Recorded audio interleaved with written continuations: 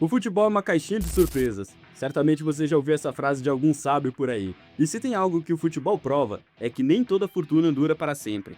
No primeiro vídeo, nós mergulhamos nas histórias de times milionários que desceram ladeira abaixo, e vocês gostaram tanto, ou sentiram tanta dó, que pediram uma parte 2. Pois bem, cá estamos novamente para falar de clubes que um dia ostentaram taças, craques e até mesmo cofres cheios, mas que passaram maus bocados, e alguns hoje estão até contando moedinhas para pagar a conta de luz do CT.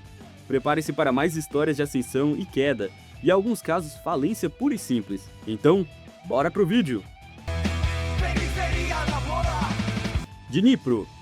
Fundado em 1918, o Dnipropetrovsk emergiu como uma força significativa no futebol ucraniano. Durante a era soviética, o clube conquistou destaque, especialmente nas décadas de 1980 e 1990. No entanto, o ápice de sua história ocorreu na temporada 2014 e 2015, quando, contra todas as expectativas, o Dnipro alcançou a final da Liga Europa da UEFA. Sob a liderança do técnico Miro Markovic, a equipe demonstrou resiliência e talento, superando adversários renomados e proporcionando momentos inesquecíveis para seus torcedores. Durante esse período áureo, jogadores como Nikola Kalinic e Evan Konoplyanka brilharam, contribuindo significativamente para as conquistas do Dnipro. Para competir em alto nível, o Dnipro investiu na modernização de sua infraestrutura, incluindo na construção da Dnipro Arena, inaugurada em 2008, com capacidade para cerca de 31 mil espectadores. Esse estádio moderno substituiu o antigo estádio Meteor e simbolizou a ambição do clube em se firmar como uma potência no futebol europeu. Além disso, houve investimentos na formação de jogadores e na contratação de talentos internacionais, visando fortalecer o elenco e ampliar a competitividade da equipe. Apesar dos momentos de glória, o Dnipro enfrentou sérios problemas financeiros nos anos seguintes. Dívidas acumuladas e disputas administrativas resultaram em sanções por parte da UEFA e da Federação Ucraniana de Futebol. Em 2019, incapaz de sanar suas pendências financeiras, o clube foi oficialmente dissolvido, encerrando uma era de um século de história. Após a dissolução do Dnipropetrovsk, surgiu o Dnipro 1, considerado por muitos como sucessor espiritual. Fundado em 2017, o Dnipro 1 rapidamente ascendeu às divisões superiores do futebol ucraniano, até alcançar a Premier League ucraniana. O novo Dnipro chegou a contar com jogadores promissores em seu elenco, como Artem Dovbyk, mas a esperança dos torcedores infelizmente durou pouco. Em 22 de julho de 2024, o clube foi extinto. Problemas de gestão, como a prisão do proprietário Ihor Kolomoisky por questões financeiras, salários atrasados e, claro, a invasão russa em 2022, que afetou significativamente o futebol ucraniano, foram os principais fatores para o fim do novo Dnipro. E agora nós sairemos da Ucrânia para vir cá para o Brasil para contar a história de dois clubes que também tiveram ascensões meteóricas e até são bastante tradicionais, mas que infelizmente caíram numa maré de azar e estão mergulhadas nela até hoje. Portuguesa. A Associação Portuguesa de Desportos, carinhosamente conhecida como Portuguesa ou Lusa, é um clube poliesportivo brasileiro sediado em São Paulo, fundado em 14 de agosto de 1920. Sua história centenária é marcada por momentos de glória, desafios e uma busca incessante por renovação. Nas décadas de 1930 e 1940, a Portuguesa consolidou-se como uma força emergente. O bicampeonato paulista, em 1935 e 36, destacou o clube no cenário estadual. A década de 1950 é frequentemente lembrada como a era dourada da Portuguesa.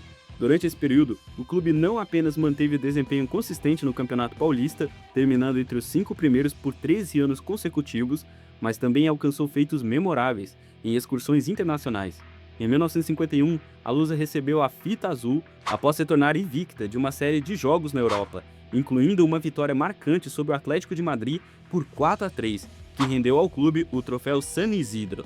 Além disso, a Portuguesa conquistou o torneio Rio-São Paulo em 1952 e 55, competindo de igual para igual com as principais equipes do país. Nomes como Djalma Santos, Juninho Botelho e Brandãozinho brilharam com a camisa rubro-verde, levando o prestígio do clube nacional e internacionalmente. Apesar dos momentos de glória, a Portuguesa enfrentou desafios significativos nas décadas seguintes.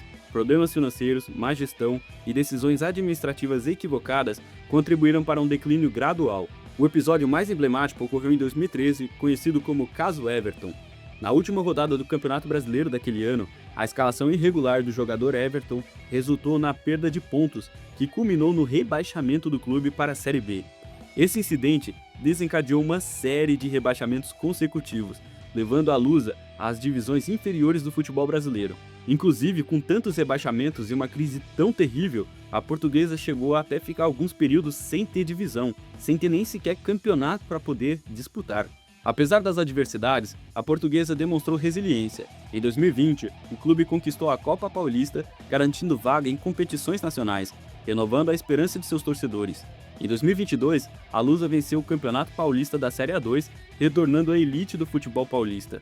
Essas conquistas evidenciam a capacidade do clube de se reinventar e buscar novos horizontes. Em novembro de 2024, a Portuguesa deu um passo significativo em sua trajetória ao se transformar em uma SAF, ou seja, um grupo de empresas passou a administrar o clube. Um grupo de investidores apresentou um projeto de R$1 bilhão, destinado a sanear as dívidas do clube e a construir uma nova arena no local do tradicional estádio do Canindé. Esse movimento visa não apenas estabilizar financeiramente a instituição, mas também recolocá-la em posição de destaque no cenário futebolístico nacional. Rapaz, provavelmente só Deus e os torcedores da Portuguesa sabem o quanto eles sofreram nesse período. É muito triste você ter uma paixão tão grande pelo seu clube e por más gestões e má administração, você vê toda aquela instituição que representa tantas coisas além do futebol desmoronar como um castelo de areia. Mas de verdade, fico muito feliz que a Portuguesa esteja se reerguendo e certamente nos próximos anos a gente vai ver um clube muito melhor estruturado e até mesmo competindo nas principais competições nacionais, que é o que os torcedores e principalmente a nova gestão realmente almejam. Agora nós vamos falar de outro clube paulista que também tem uma história bastante marcante. Vamos falar do Santo André. O Esporte Clube Santo André, carinhosamente conhecido como Ramalhão, em homenagem ao fundador da cidade, João Ramalho, é um clube brasileiro de futebol sediado em Santo André, fundado em 18 de setembro de 1967. O clube possui uma trajetória marcada por conquistas surpreendentes e desafios bastante significativos. Em 22 de março de 1975, o clube passou por uma reestruturação, adotando o nome de Esporte Clube Santo André, e alterando as cores que inicialmente eram verde e amarelo para azul e branco, permanecendo assim até hoje. Essa mudança marcou o início de uma fase promissora. No mesmo ano, o Santo André conquistou o título do Campeonato Paulista da Segunda Divisão, garantindo acesso à elite do futebol paulista. A década de 1980 trouxe momentos memoráveis, destacando-se a participação no Campeonato Brasileiro da Série A em 1984, onde o clube alcançou a 10ª posição, uma façanha notável para uma equipe emergente. O ápice da trajetória do Ramalhão ocorreu em 2004, quando o clube, de forma surpreendente, conquistou a Copa do Brasil. Durante a campanha, o Santo André eliminou equipes tradicionais como Palmeiras, Atlético Mineiro e Guarani. Na final, enfrentou o Flamengo no Maracanã, vencendo por 2-0 diante de mais de 72 mil torcedores, assegurando uma vaga inédita na Copa Libertadores da América de 2005. Um pouco mais sobre essa conquista da Copa do Brasil do Santo André e outras conquistas surpreendentes de outros times, você pode ver nesse vídeo que está aparecendo aqui em cima na sua tela ou na descrição desse vídeo. Apesar das glórias, o Santo André enfrentou desafios significativos nos anos subsequentes. Problemas financeiros e administrativos resultaram em oscilações de desempenho e rebaixamentos. Após a Série A do Campeonato Brasileiro de 2009, o clube não conseguiu manter a consistência, o que terminou em descidas consecutivas para divisões inferiores.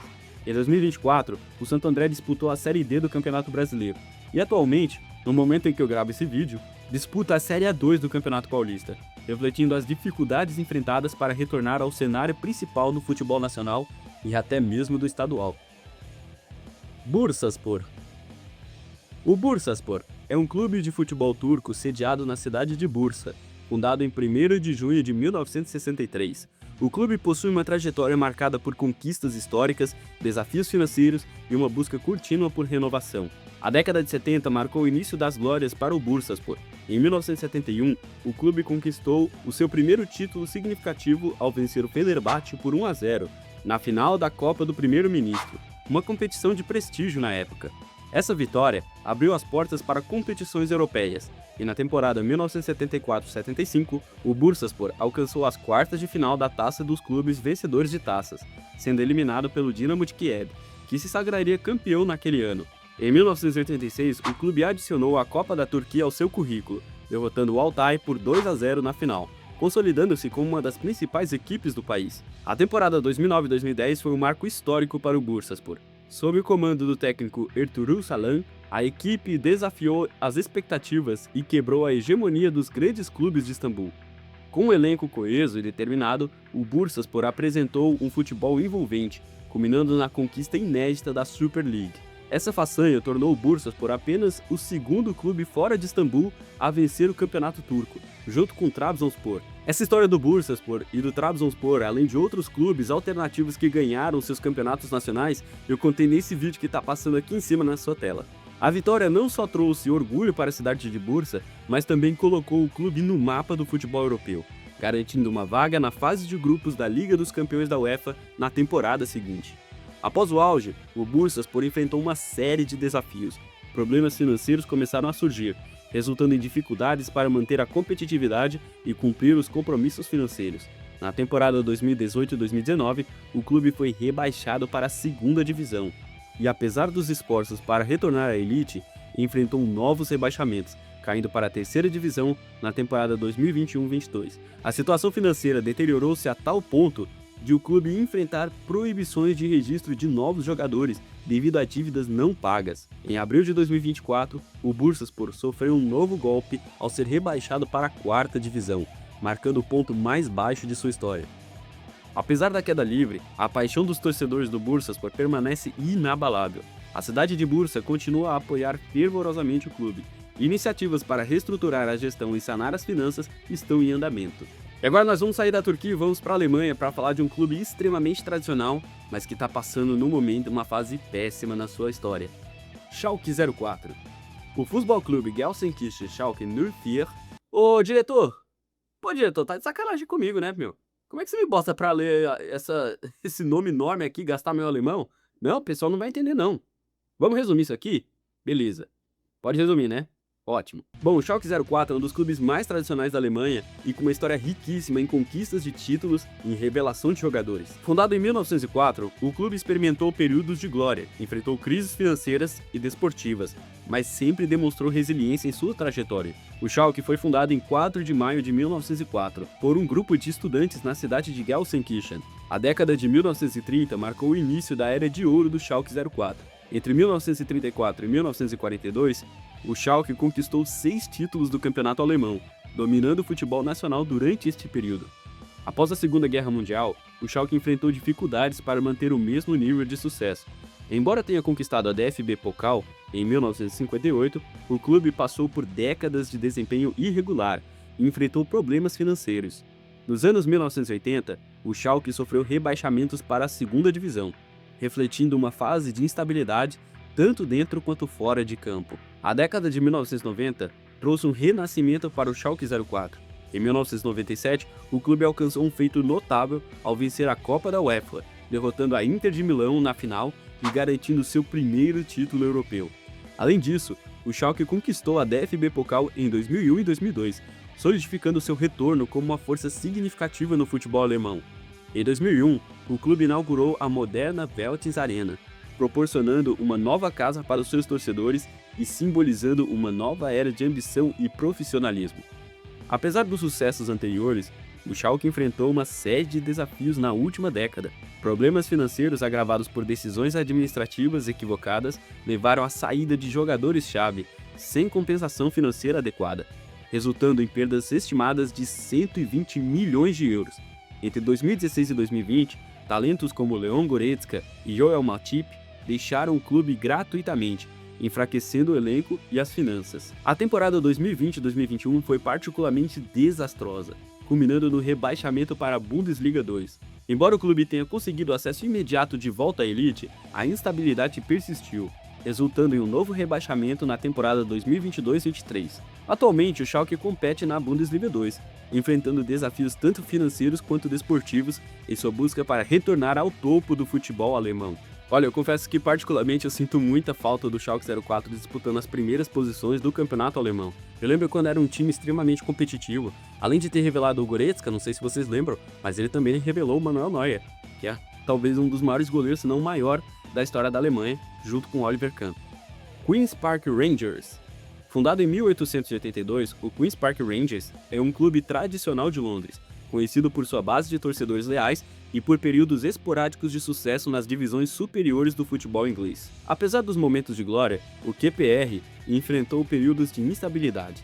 Após o rebaixamento da Premier League em 1996, o clube passou por dificuldades financeiras e administrativas, resultando em oscilações entre divisões inferiores do futebol inglês. No início dos anos 2000, o Queen's Park chegou a disputar a terceira divisão, mas conseguiu retornar ao segundo escalão em 2004. Em agosto de 2011, o empresário malaio Tony Fernandes adquiriu 66% das ações do QPR, tornando-se a acionista majoritário do clube. Sua chegada trouxe esperança de investimentos significativos e um futuro promissor para o clube londrino. Sob a nova administração, o Queen's Park realizou uma série de contratações de jogadores experientes e renomados, incluindo Joey Barton, Wright Phillips e Park Ji-sung, visando fortalecer o elenco para competir no mais alto nível do futebol inglês. Apesar dos investimentos, o clube enfrentou dificuldades em campo. Mudanças frequentes de treinadores e a falta de coesão no elenco resultaram em desempenhos abaixo do esperado. Na temporada 2012-13, o Queen's Park foi rebaixado para a Championship, a segunda divisão inglesa. As dificuldades financeiras começaram a se acumular devido aos altos salários e à falta de receitas provenientes da Premier League. Em 2013, Tony Fernandes admitiu sentir-se explorado após a despromoção do clube, reconhecendo os desafios enfrentados na gestão do Queen's Park. Em julho de 2023, após 12 anos de envolvimento com o clube, Tony Fernandes vendeu todas as ações do Queen's Park Rangers, encerrando sua participação na equipe. Sua saída marcou o fim de um capítulo de ambições não realizadas e desafios contínuos para o clube londrino.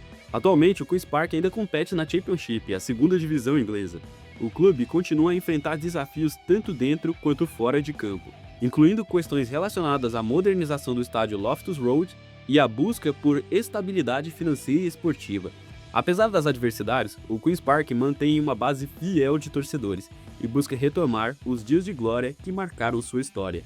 E da Inglaterra, agora a gente vai voltar para a parte continental da Europa para falar de um clube espanhol, mais precisamente na região da Galícia, que já fez muito sucesso no passado, mas que hoje está simplesmente esquecido. E nós vamos falar do Deportivo La Coruña.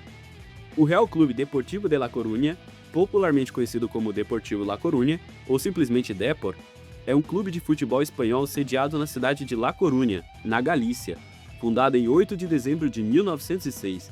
O clube possui uma história rica, marcada por momentos de glórias, desafios e uma profunda conexão com sua comunidade local. Após décadas alternando entre divisões inferiores, o Deportivo alcançou a primeira divisão espanhola na temporada 1941-42, terminando em uma impressionante quarta posição em sua estreia. No entanto, foi nas décadas de 1990 e 2000 que o clube viveu seu período mais glorioso, conhecido como Super Depor. Durante esse tempo, o Deportivo conquistou seu único título da La Liga na temporada 1999-2000 e foi vice-campeão em 5 ocasiões. Além disso, venceu a Copa do Rei 2 vezes, 1994-95 e 2001-2002, e 3 Supercopas da Espanha, 95, 2000 e 2002. Jogadores icônicos como Bebeto, Mauro Silva, Roy Mackay e Juan Carlos Valerón foram fundamentais para o sucesso do clube nesse período. Após anos de sucesso, o Deportivo enfrentou uma série de desafios financeiros e desportivos, que geraram muitos rebaixamentos. Na temporada 2010-2011, o clube foi rebaixado para a segunda divisão, retornando à elite no ano seguinte, mas enfrentando nova queda em 2013. Desde então, o Depor tem lutado para se estabilizar, enfrentando dificuldades financeiras e mudanças administrativas. Na temporada 2023-24, o clube competiu na Primeira Federación, a terceira divisão do futebol espanhol, e conseguiu acesso à segunda divisão para a temporada 2024-25, demonstrando resiliência e a contínua paixão da sua base de torcedores. E se você acha que o Deportivo La Coruña ter chegado até a terceira divisão foi um fundo do poço, espera até ver o que aconteceu com esse próximo clube aqui. Vamos falar agora sobre o Bordeaux. O Futebol Clube Girondins de Bordeaux, conhecido como Bordeaux, foi um dos clubes mais tradicionais do futebol francês, com uma história rica em conquistas e desafios. Fundado em 1º de outubro de 1881, como clube poliesportivo, o Bordeaux incorporou o futebol em suas atividades em 1910, após insistência de membros entusiastas. No entanto, foi apenas em 1919 que o futebol se firmou no clube, disputando sua primeira partida oficial em 1920. A década de 1940 marcou o início das glórias do Bordeaux. em 1941 conquistou a sua primeira Copa da França. Após a Segunda Guerra Mundial, o clube ascendeu à primeira divisão e na temporada 1949-50 sagrou-se campeão francês pela primeira vez. Nas décadas seguintes, especialmente sob a presidência de Claude Besse, o Bordeaux viveu uma era dourada, conquistando 3 títulos da Ligue 1 e 2 Copas da França. Nos anos 1990, o Bordeaux continuou a se destacar, revelando talentos como Zinedine Zidane, Lisa Razou e Christophe Dugarry. Em 1995-96, o clube alcançou a final da Copa da UEFA, embora tenha sido derrotado pelo Bayern de Munique. Na temporada 1998-99, conquistou mais um título da Ligue 1 e em 2008-2009 adicionou um outro campeonato francês ao seu currículo, além de vencer a Copa da Liga Francesa e a Supercopa da França. Apesar das conquistas, o Bordeaux enfrentou desafios financeiros significativos nas décadas seguintes. A construção do novo estádio, Mamouche Atlantique, inaugurado em 2015, trouxe custos operacionais elevados e afastou parte da torcida devido à sua localização distante do centro da cidade. Além disso, decisões administrativas questionáveis agravaram ainda mais a situação financeira do clube. Na temporada 2021-22, o Bordeaux foi rebaixado para a segunda divisão e posteriormente enfrentou dificuldades para obter licenças necessárias para competir profissionalmente. Em julho de 2024, o clube declarou falência, resultando na perda do status profissional e no fechamento do seu centro de treinamento, afetando jogadores e funcionários. Com a falência declarada, o Bordeaux foi rebaixado administrativamente para a 4ª divisão do futebol francês, em agosto de 2024. A decisão foi confirmada pela Federação Francesa de Futebol, levando à rescisão dos contratos dos jogadores e ao encerramento das atividades profissionais do clube. Atualmente, o Bordeaux enfrenta o desafio de reconstruir sua identidade e estrutura, buscando o apoio da comunidade local e de investidores para retornar ao cenário competitivo nacional. E se você quiser saber mais detalhes de como que foi esse processo de queda do Bordeaux, eu contei nesse vídeo que está aparecendo no card aqui no topo da sua tela ou no link da descrição. Então assim que terminar esse vídeo, não deixa de conferir lá.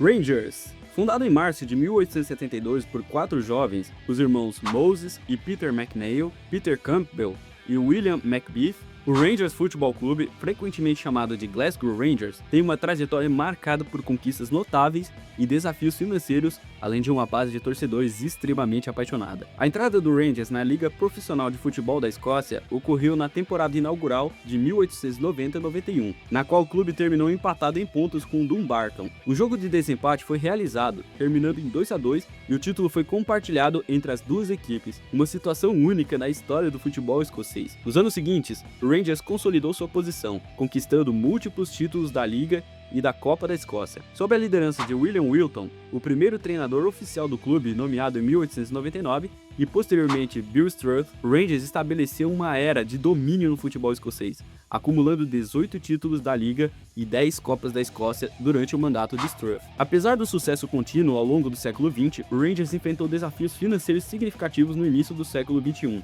Em fevereiro de 2012, o clube entrou em administração devido a dívidas fiscais substanciais. Como resultado, foi rebaixado para a 4ª divisão do futebol escocês na temporada 12-13. Demonstrando resiliência, o Rangers conseguiu 3 promoções consecutivas, retornando à primeira divisão na temporada 2016-17. No entanto, as dificuldades financeiras persistiram. Em outubro de 2024, a entidade original do clube, The Rangers Futebol Clube, foi formalmente dissolvida, marcando o fim de uma era de mais de um século. Atualmente, o Rangers opera sob a gestão da The Rangers International Football Club e sua subsidiária, The Rangers Futebol Clube Limitada. Apesar dos desafios financeiros e administrativos enfrentados na última década, o clube continua a competir na Premiership da Escócia, a primeira divisão, buscando reconquistar a sua posição de destaque no futebol escocês e europeu. A base de torcedores permanece leal e apaixonada, apoiando a equipe em sua jornada de reconstrução e aspirando novos sucessos no futuro próximo. E assim chegamos ao fim de mais uma jornada pelos altos e baixos do futebol. Alguns desses clubes já foram grandes potências no passado, e hoje infelizmente estão juntando os cacos e tentando voltar ao topo. E outros ainda que só Deus sabe quando e se irão voltar. E se você curtiu esse vídeo, não esquece de deixar aqui o seu like e se inscrever no canal para mais conteúdos como esse. E ó, se você ainda não viu o vídeo da parte 1, clica aqui no link da descrição ou no vídeo que deve estar passando aqui no final para você poder assistir esse vídeo que realmente ficou sensacional. Porque lá eu contei outras histórias de clubes que foram da riqueza à decadência. E agora me conta aqui nos comentários, qual desses clubes você acha que vai conseguir realmente dar a volta por cima? Ou será que tem algum que merece entrar numa parte 3? Meu Deus, será que vamos ter uma parte 3? Pode ter certeza que eu vou ler todos os comentários. No mais, fiquem todos com Deus, um forte abraço e até o próximo vídeo.